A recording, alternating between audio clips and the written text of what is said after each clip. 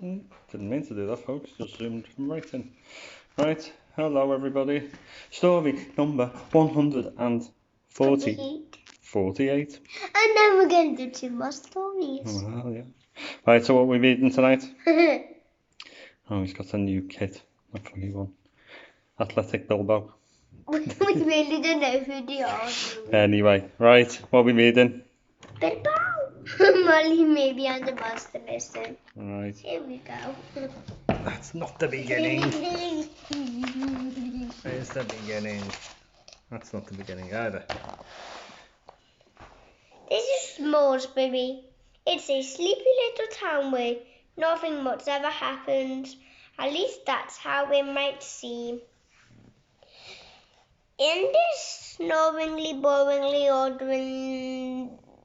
ordinary place, Molly maybe was up in her tree house with her dog by his side. Next door, Molly's neighbor, Mr. Bottomley Brown, was digging a pond in his garden when he suddenly found something rather peculiar. Look at that, waggy birds, said Molly. Whatever could it be? Right, shall we take turns? I'll do this page. Then, 3 days later, Molly and Waggy heard a terrible roar. It was Mr. Bottomley Brown shouting, "Look at my perfect lawn! Pesky moles have been digging holes!" Molly shook her head. "Moles," she said. "I don't think so." And that's when she spotted the claw. "I knew it," said Molly. "There were monsters." Yeah, you can do the next two. "I knew it," said Molly. "There were monsters at work, and we need to find out why. Time to go underground, Waggy Burns." Waggy wiggled his wiry whiskers and waggled off to fetch his special walkie-talkie collar. Then they opened a door in the treehouse floor. Oh, this is a funny one. I'll go sideways here. Go on. You see, Molly's treehouse was not so odd. It was no ordinary treehouse. Inside there was the best kept secret in Salisbury. It led to a magical monster world, and Molly's marvelous motivator was the only way to get there. Down, round the bend, and into Undermunda. What is it around with the little note? Well, we can read that in a minute because we know that's on the page. Right, am I reading this or you? What can I read? Okay. This one? Clunk! The Mundivator dropped them in the middle of the marbling wood. "Odd," said Molly. "I wonder why the Mundivator decided to bring us here." "Woof, woof, woof," said Waggy. "Oops," said Molly. "I nearly forgot." And she turned on Waggy's collar. "My canine calculations tell me we need to go to town," he said. The order and read. By order of the council, at noon all monsters in Undermunda must gather in the square. "Then that's where we'll find our lawn-destroying monster," said Molly with a grin. I didn't really want to read that bit shorter. No, it's your turn. Go on, I did the last two. Go on. Yeah. Waggy was right. In a hustle and a bustle of monster mayhem, there were monsters everywhere. "Golly," said Molly, when she saw them all. "How will we find the right one?" But before Waggy could speak, monster. Mm-hmm. Creak! The doors of the town hall opened, and everyone turned to see the Monster Meister of Undermunda. "Fellow monsters," he said, "the Idle, the monster mascot that was always stood in the square has been stolen." The monsters gasped. "If it is returned by midnight," the Meister continued, "nothing more will be said, but the thief will be banished from Undermunda if I have to seek him out instead." Go on. Don't I have to? Yes, come on. You read that one and I'll read this one then. No, I'll read it all. As the Meister. That's what I was going to say, but I didn't want to say it. While speaking, Molly noticed that the biggest, heaviest, scariest monster was looking shiftily down at the floor, and not only that, he had mud all over his clothes. "Golly," said Molly, "could he be the thief and the digging monster. Wacky Bitch wiggled his whiskers. Only one way to find out, he said.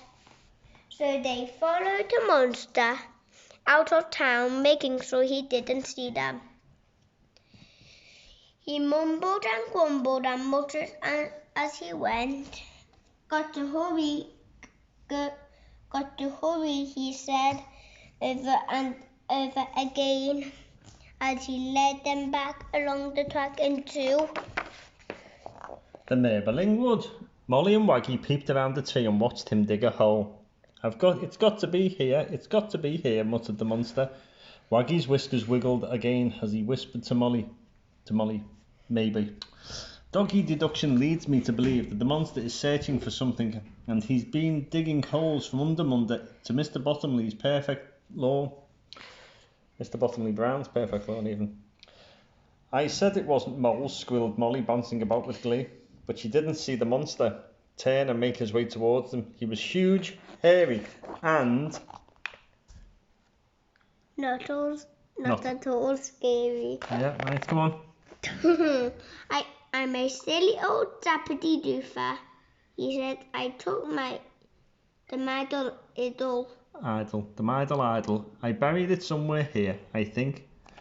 And I came back to get it last night. I thought if I hid it and pretended to find it, the others would think I was clever and not just a silly old monster, but my plan has gone wrong. I've dug and dug all over the place, and the idol has gone. Gracious, good golly. Oh, sorry, it's you, isn't it? Go on. Gracious, good golly, said Molly, maybe. Now where is it? I know. Where it is? I know where it is. She opened the door of the motivator and pushed the monster in, heave, down, round the bend and back to Molly's treehouse, where the dappity doofer was thrilled to see the idol next door. Let's get it, he said to Molly, but Waggy wasn't so sure. Woof, he warned. His collar only worked in Undermunder, and Molly maybe saw the Vector Spectre Mole Detector Model 303. Screeches, if anything touches your lawn, money back guarantee. Drat, said Molly, we can't. Mr. Bottomley Brown will hear us. Up in the treehouse they sat and thought. 3 mugs of cocoa. Later, I've got it, said Molly. The perfect plan, but there's an awful lot to do. The perfect plan 3. Yeah, come on. I want with this. Tightrope, hook, Molly, idol, treehouse, Vector Spectre. Go on. We need to find some rope, a big hook, and a catapult. What's a catapult?